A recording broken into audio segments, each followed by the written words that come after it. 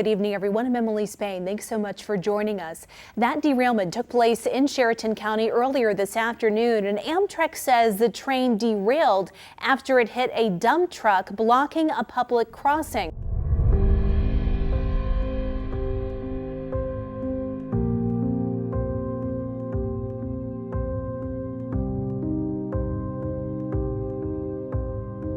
I'm from Mendon. I have always lived here, grew up here. The only time that I spent away from Mendon was actually when I was in college. Once I graduated, I came back here and started my teaching career, and I've been here ever since. Mendon is known for just being a very small, tight-knit community. Everybody knows everyone.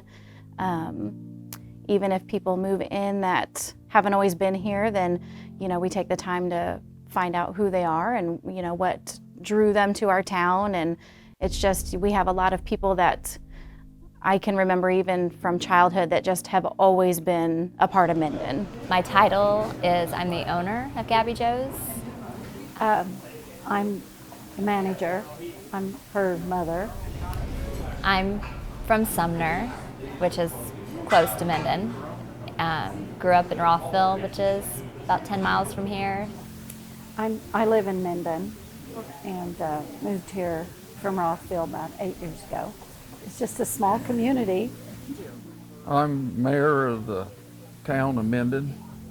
Actually, that's right at the edge of the Swan Lake, and there's a lot of goose hunters and hunters that come through and have houses even in town.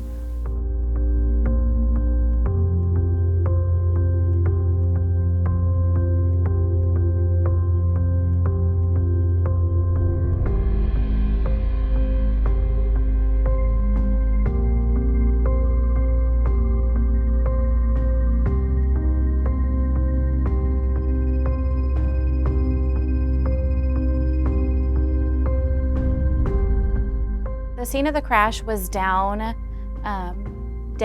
what we call the bottoms. My dad actually has farm ground down there. It was on a train crossing that it is very difficult to see. It's kind of at an angle, very sloped, and I know that generally anyone that crosses it generally does have to be very mindful of trains just because it kind of was at a dangerous crossing. So that morning I was at home. It was during the summer. I don't have a job in the summer. I'm just home with my two boys.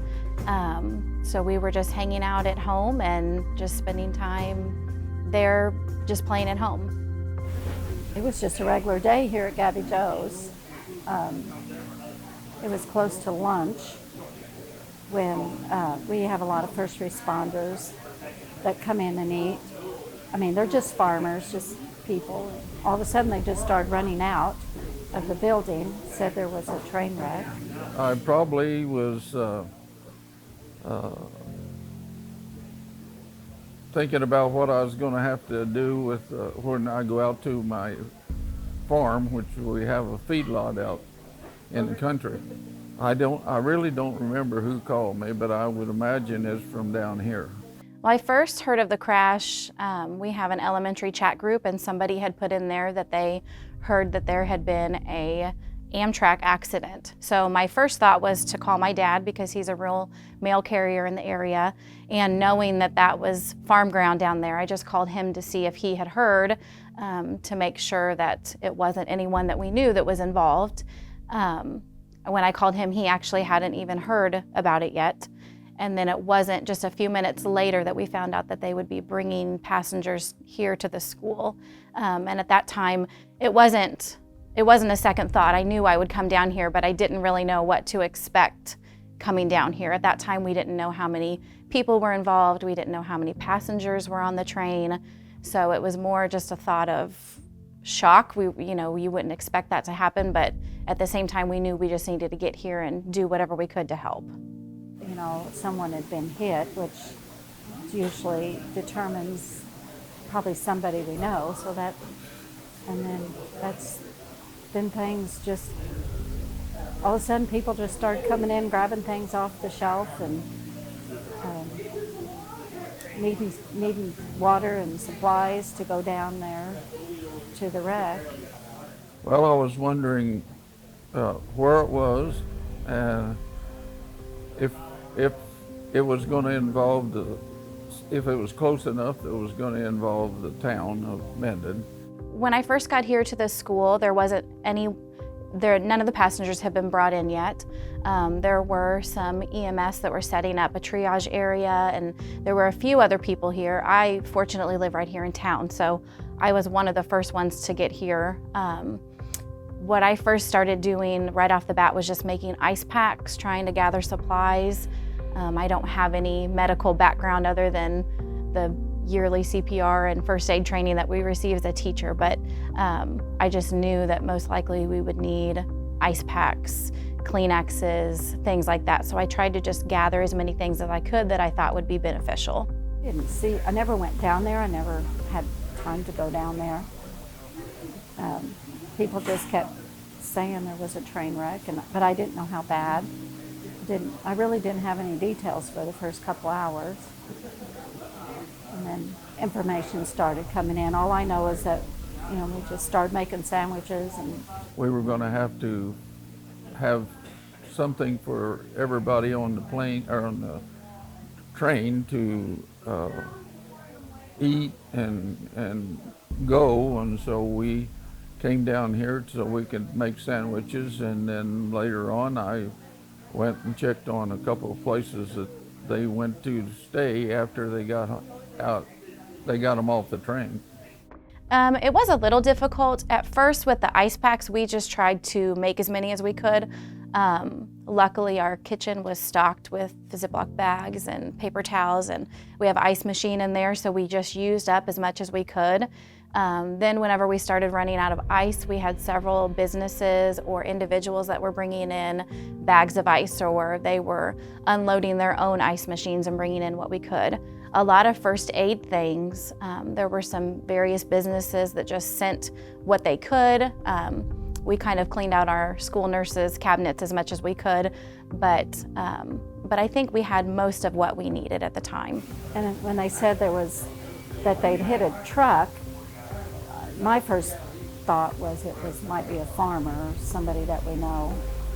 It was somebody we knew, but it wasn't a farmer.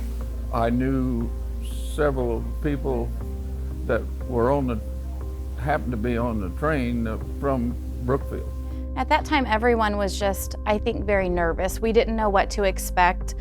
We knew that these people had been involved in a major accident, and we knew that they were going to be coming to the school. So I think we were nervous that we would be able to meet their needs. I think we were nervous as to their emotional state and maybe how we would be able to help them. So I think at that time we were just kind of just trying to do whatever we could until they arrived. Everyone was frantic, scared, in a hurry, wanting to help. What were the people's emotions? Well, I really didn't stop to think about that.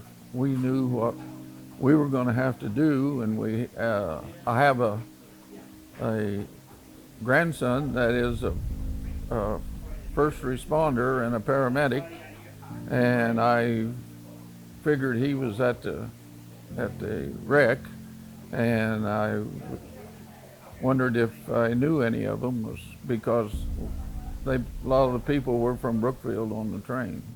I think that it is amazing how everybody stepped in. I told several people that I wasn't surprised. The same people that came or sent supplies or helped would be the same that would help any individual. Yes, this was a major accident, but I think anything that happened, whether small or large, as an event, I think those same people will come out and help. I think it makes you feel very reassured that you live in a community that would help a stranger, because you know that those same people are going to help a community member just as easily. Everybody responded with something they could do if they were in town or if they were concerned. There were some people that hadn't even known about it yet. We had people coming and sightseeing. They wanted to see a community that could come together in that short a time, and have the school was set up, and I mean it was amazing what happened. in this community so quickly. And people were just amazed and wanted to see it, see what kind of, I mean, we had people for weeks, you know, coming and just wanting to see the town.